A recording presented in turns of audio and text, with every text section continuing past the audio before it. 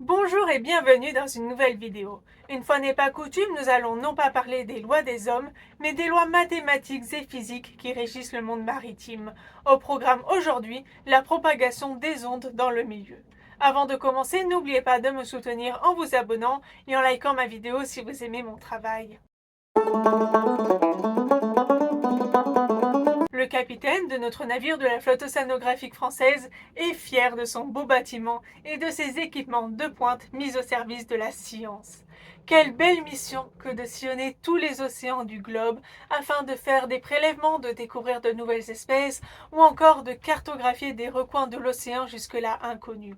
À propos, notre capitaine est fier du sondeur de son bateau. Il trouve toute cette technologie magnifique. Mais au fait, comment fonctionne-t-elle?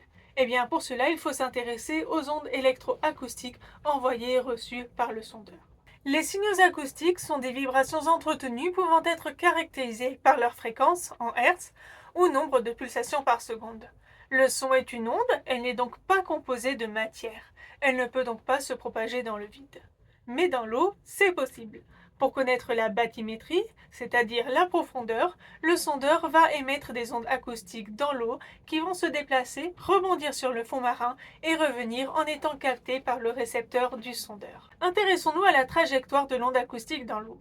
Lorsqu'une onde acoustique se propage dans l'eau de mer, elle est soumise à de multiples réfractions au fur et à mesure que la densité de l'eau varie. En effet, la colonne d'eau est constituée de plusieurs couches en fonction de la profondeur, la couche de surface, la thermocline et la couche de fond. Par ailleurs, il faut prendre en compte la diminution de l'énergie de l'onde acoustique au cours de son trajet.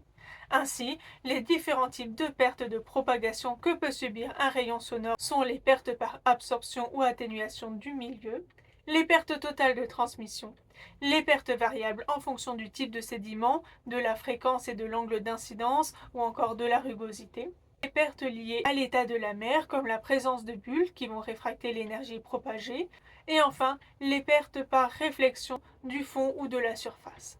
Par ailleurs, pour déterminer la trajectoire des rayons dans l'eau et ainsi établir la bathymétrie, le sondeur doit connaître la vitesse de déplacement du son dans l'eau, c'est-à-dire la célérité, donc bénéficier d'un profil de célérité du milieu ou profil célérimétrique. J'espère que cette vidéo vous aura été instructive et que vous apprécierez également les prochains épisodes. À bientôt dans une nouvelle vidéo.